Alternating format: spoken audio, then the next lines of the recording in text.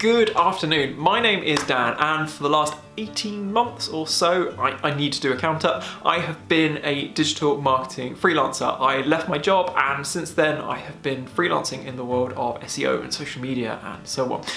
Each month I've been doing a vlog about the highs, lows and everything in between about what freelance life brings. And this month I'm filming this at the very end of February 2019, and the topic that I wanted to cover is the fun topic of Brexit. Now, this isn't a big discussion about the merits of for Brexit, against Brexit, whether you voted to remain or whether you voted to leave. The reason I wanted to do this video is that Brexit at the moment, regardless of your outlook, is having a pretty negative impact on life at large due to the uncertainty that it's creating before the UK is due to leave the European Union on March 29th, 2019. In my opinion, freelancers are particularly vulnerable to the negative impact that Brexit can bring, whether that is due to the uncertainty surrounding it or whether the potential fallout from a no-deal scenario which may or may not happen. Literally the news changes every day at the moment. So the reason I want to describe this is it's been quite a useful sort of thought process for me to go through as to how to shore up my business and shore up what I am doing in the event that all goes south and suddenly you find an economy which isn't as hospitable and doesn't have as much work going.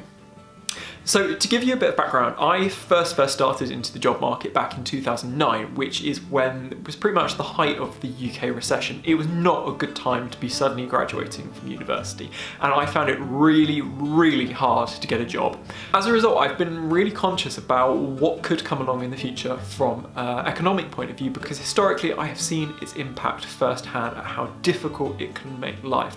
Now, the bigger impact of this, particularly in the world of what I do, which is digital marketing, is that in the event that a business needs to cut costs, normally the first thing that will be cut is marketing budgets, and the only thing that is normally cut faster than marketing budgets is the freelancers administering those marketing budgets themselves. Now, in my head at least, I feel that I am potentially quite a high risk asset to a business that could quite easily be dropped. Now, there are different ways of thinking about that, and I could make some very valid arguments about why they should retain freelancers and why they should retain their marketing budgets. But at the end of the day, I am not an employee, and so therefore if a business needs to reduce its costs, it can let me go. Personally, I don't work with any clients that have a direct relationship with the European Union, but it doesn't need to be the case that those clients are working with EU customers. It can be the case that they are supporting customers of customers for the EU, or vice versa. It's all an interlinked network. And what that means is that potentially the knock-on effect can be that suddenly I could have a number of clients turn around and go, you know what, we need to put things on hold, or you know what, we need to rein our finances in, and therefore we need to reduce our expenditure. Whether it's short-term, whether it's long-term, whether it's a complete cancellation or a temporary pause, it runs that risk. So Brexit has been ongoing for over 2 years now. It's not something which has just suddenly dawned on me that go, God, I really need to sort this out. So over the last few months, I've kind of been doing some preparations as to how to potentially mitigate against any of these risks of drama. And kind of the two options that came out were almost like a carrot and a stick approach. The stick approach would be the fact that hypothetically I could get my clients signed into a load of contracts, and after a lot of discussions about the pros and cons of doing something like that, it's decided that that is not the route to go down. Tying someone into a contract potentially can make it very difficult for yourself based on, you know, the level of client that I work with, the level of spend they offer, and it can potentially damage the relationship that you have with them. The other area which I have seen time and again is that if a client wants to leave, that contract doesn't count for a great deal unless you were going to drag them through the law courts kicking and screaming to end up paying you for however many months that you've agreed to, which in turn can be really time consuming and expensive. It's not worth it. If a client wants to leave, they're going to leave. So instead, I've tried to take more of a sort of carrot-based approach in terms of appealing to them.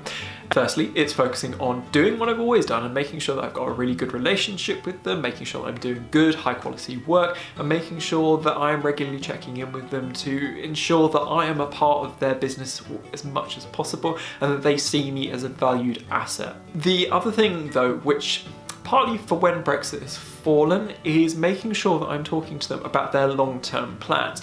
Often, particularly from a business's perspective, it can be very easy to say, you know, take this money, you know, go off and do this, and it goes off, it gets done, but it's not necessarily sort of looking forwards, it's not making adjustments. So one of the key things that I've been doing with all my clients is just making sure that I'm constantly talking to them about what is the next step ahead, what they need to organize. So I have one client at the moment who is looking at expanding out into America. I've got another client who's looking at expanding into different product ranges. I've got another client who's currently in the midst of a new website build. And all those things are essentially a nice bridge over Brexit. Obviously, solutions like that are not eternal, but the fact of the matter is if we as freelancers can make ourselves as valuable as possible to those businesses, then that means it becomes harder to let us go. It also means that hypothetically you can pave out lots of months and potentially years in advance about what plans are, what things a business needs to account for.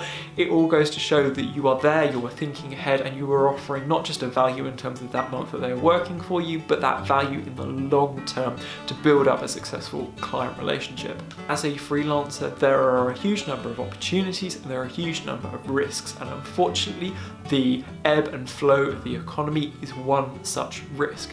The fact of the matter as well is that hypothetically, even if Brexit didn't exist, it is likely that there's going to be economic fluctuations over the years, and it is knowing how to mitigate against them as much as possible, as it is exploiting the opportunities when the times are good. So we shall see where things go, but if nothing else, as I say, it's been a useful exercise into planning against what happens if economically things go wrong. As always, if you have got any discussions about potentially this and freelancing and Brexit, or more widely about freelancing and digital marketing, then please feel free to reach out. You can either stick a comment in the box below or leave my social details, and you can find me on places like Twitter and LinkedIn. If you like this video, give it a thumbs up, and as always, if you want to carry on seeing how my freelance digital marketing life is going, then make sure you hit that subscribe button as well. And I will be back next time with another video to give you an update about how things have gone post-Brexit. So thanks very much for watching, and I'll catch you next time.